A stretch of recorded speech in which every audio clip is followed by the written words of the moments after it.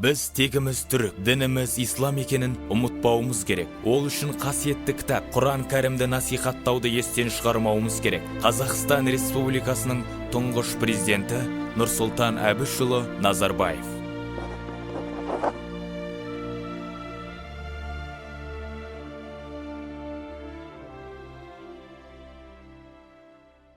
1913 жылдан бастап Ахмет Байтұрсұлының редакторлығымен шыға бастаған Қазақ газетінде қазақ халқының діни руханиятына қосқан үлесі зор.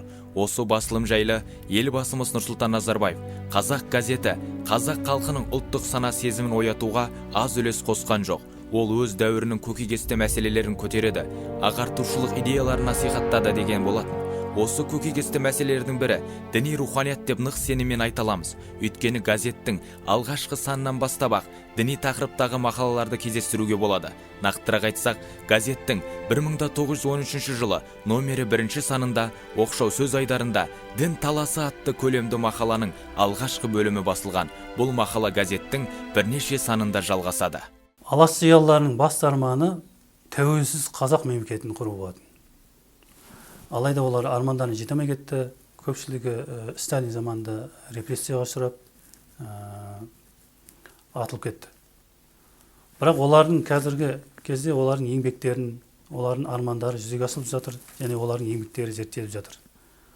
Алаш ордашылардың жасаған еңбектері, олардың басты мақсаты дербес мемлекет құру болса, сонымен қатар мұсылманшылықты жоғары көтеру болатын. Ал газеттің номері 2 санында медреседен оқып шыққан шәкірттер не болашақ деген Ахмет Жанталиннің мақаласы басылған. Мақала авторы сол кездегі медреседе оқытылып жатқан пәндер күнделікті тұрмыс тіршіліктегі халық сұранысын қанағаттандырмайтындықтан медресені бітіріп қайтқан балалар ешбір қызметке жарамай, ел арасында бала жиып, білгенін үйретіп, күн көргеннен басқа ешқандай жұмысқа жарамай жүргенін ашына жазады.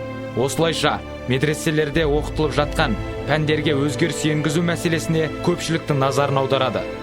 Оқырманды ойлануға, заманға қарай білім алуға, ел жұртқа пайдалы болуға шақырады. Алаш зиялылары қазақ жазуының төте жазу болуын, яғни араб қарпімен болуын үлкен мән берді. Яғни араб тілінде жазылса, төте жазумен жазылса, және өздері құрған мемлекеттік ресми хаттар, ресми жазба тілі төте жазумен жазылды. Осының барлығы олардың мұсылманшылықтан айнымағандығын көрсетеді. Газеттің номері 5 санында мұсылман фракциясының хаты деген мақала бар. Бұл мақаланы Санкт-Петербург қаласындағы мұсылман фракциясының басшысы Мұхаммед Тевкелеев жазған. Хатта біз мұсылман депутаттары ретінде 3-ші думада қазақ бауырларымыздың мұң-мұқтажын баяндап, құқықтарын қорғап, сөз сөйлеп келдік.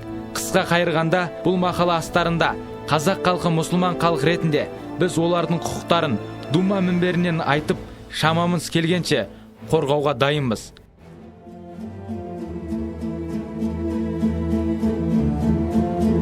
Қазаққа өзіндік бір мүфтилік керек болды. Яғни қазаққа дербес мүфтият, Татарға да, Орталық Азияға да, Бұхара, Самарқанға бағынбайтын дербес мүфтият керек. Өйткені жергілікті халықтың таным түсінігі, талап тілегі мұқтажы басқаша. Сондықтан да осыған байланысты қазақ халқының өзінің діни басшылығы болса, дін басы болса, және өзінің салт дәстүріне жетік дін басылары жағдайға қарап пәтуалар шығарса деп осы туралы Міржақып Дулатов өзінің өлеңде жазып кетеді, және алашордашылар да өздерінің мақалаларында ұсыныс ретінде айтқан. Газеттің номері 11 санында қазақта мүфтилік мәселесі атты мақала жарияланған. Бұл мақала 1730 жылдары кіші жүздің ханы Әбілқайырдың Петрогорға елші жіберіп, патша үкіметіне бақынсам екен деп тіленеді деген мәлімет еске салумен басталады. Сөйтіп осы оқиғадан арада тура 50 жыл өткен соң 1781 жылы 2-ші Екатерина тұсында орта жүздің ханы Уәли Абылай баласы өзінің тілеуімен орысқа бағынып, Уфа қаласына барып Құран сүйіп ант береді делінеді. Орыстарға қосылу кезеңінен басталған кезде енді біз Уфаға қараған мүфтиятқа бағыну, яғни діни іс-шараларымызды енді татарлармен бірге, татар халқының діни ұстанымдарымен бірге қарастыра бастадық. Ол кезде енді тағы да біздің өзіміздің қазақ халқының арасындағы ақсақалдардың немесе салт дәстүрдің арасындағы ислам дінімен арасындағы кейбір қарама-қайшылықтар пайда бола бастады. Ол кездері орыстың қол астындағы мұсылмандарға мүфтилік беріліп, Уфа қаласында діни жиын болып, онда бірінші мүфтилік Мұхаммеджан Хусейн оғлы деген кісі қойылады. Сол кезде Бөкей хан мен Уәли хан біздің де рухани діни істеріміз мүфтидің қарамағында болса екен деп арыз береді. Қазақ мүфтиі қармағында қалған соң Оренбург, Орск, Тройск, Қызылжар қалаларынан мұғалім молдалар шығып, қазаққа дін үйретуге ерік беріледі. Жергілікті халықтың тұрмыс тіршілігіндегі неке қию, талақ, ерлі-зайыптылардың ажырасуы, мирас бөлінуі, мәйіттерін жерлеу рәсімдері ислам шариғатына сай болу үшін молдалар сайланады. Олардың үстінен бақылап, қадағалап тұратын ахундар қойылады. Түркі халықтарының бірлік идеясы қалпы. Тілде бір, ділде бір, дінде бір деген идеологияны насихаттау, ұстанымды насихаттау арасында, халық арасында бірігуді жасады. Бірақ бұған кеңес үкіметі түбегейлі қарсы тұрды, және бұған арнайы өзі тосқауылдар жасай бастады. Түркі халықтарын бір-бірінен бөлу, олардың салт дәстүрлерінің, әдет-ғұрыптарының және діни тұрғыдан да бір-бірінен ажырату кезеңі болды. Қазақтың ескі заңы мен ислам шариғаты арасында көптеген алшақтық болады. Сондықтан да келіспеушіліктер орын алып, екі жақ даулы болып, молдаларға жүгінеді. Олар исламның шариғат заңына салып, үкім шығарып, нашарға теңдік, ал жесірге ерік берді. Бұған ескі заңды берік ұстанған жас үлкендер шоши қараған.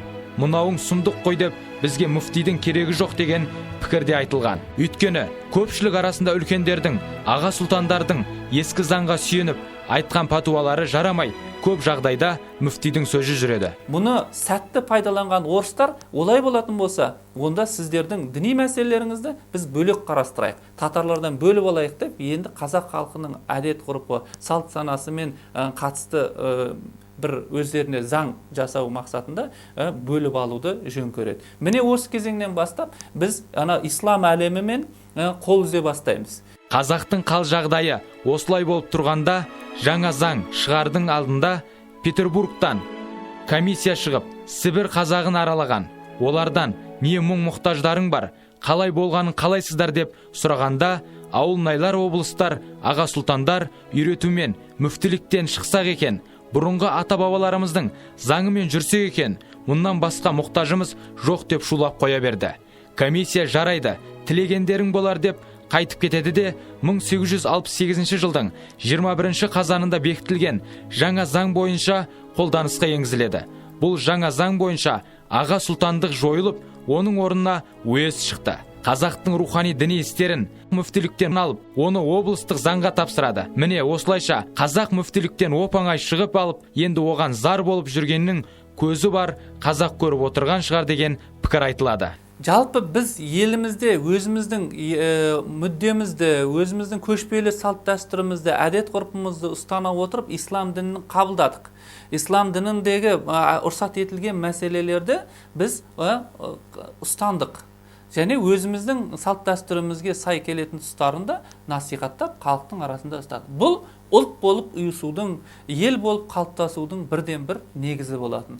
Ал егерде біз жаңағы өзіміздің мәселелерімізді жалпы түркілік деңгейде немесе жалпы ислам заңдарымен қана қарастыратын болсақ, онда біз салт дәстүрден ажырақ болатын едік. Онда тілімізден жаңағы сақталып қалуына бір кедергі болатын еді.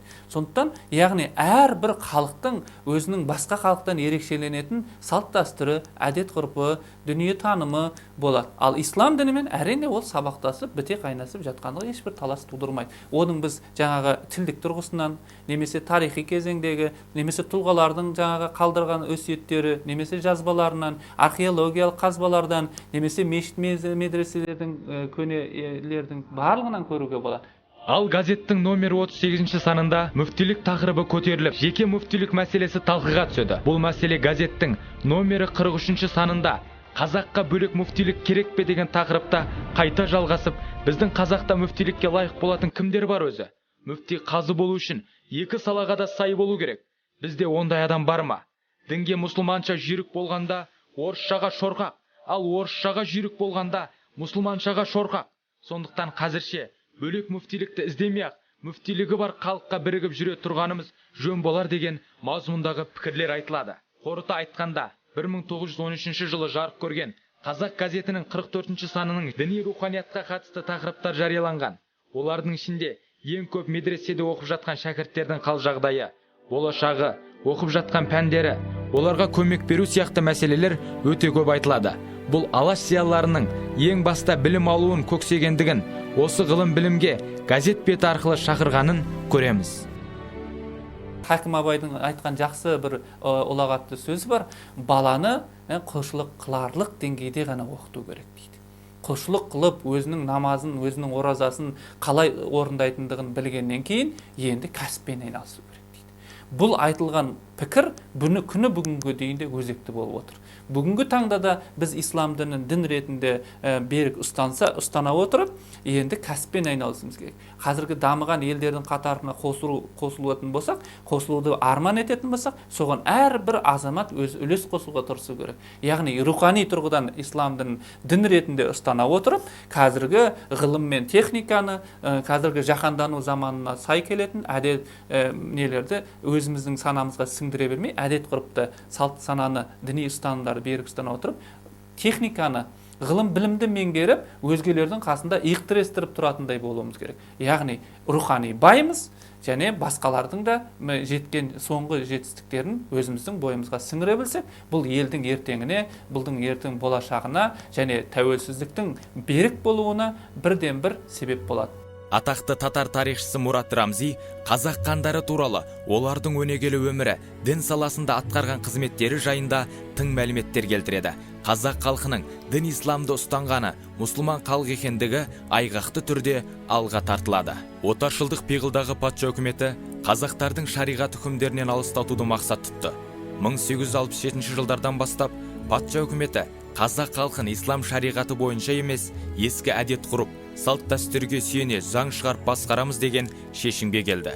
Ресей империясы қазақ халқы арасында сендер ноғайлардың, яғни татарлардың соңынан неге ересіңдер, оларға тәуелді боласыңдар ма, қаласа олар сендерге ерсін деген сөздерді таратып, діни байланысын әлсірете бастайды. Оның үстіне орыстар қазақтардың атақты адамдарын мемлекеттік қызметке тағайындап, оларға жалақы тағайындайды. Осылайша көп уақыт өтпей-ақ қазақ тайпалар арасында діни сауаттылық төмендей бастайды, тіпті оны жою үшін әрекеттер жасалады. Нәтижесінде 1990 жылдарға дейін қазақтар діннен алыстап, билікке қол жеткізу үшін орыстардың ықпалына түсіп кетеді. 1990 жылы қазақтардың жеке мүфтияты құрылып, дін саласындағы істері жүйелі жоспарлы түрде қайта жанданады.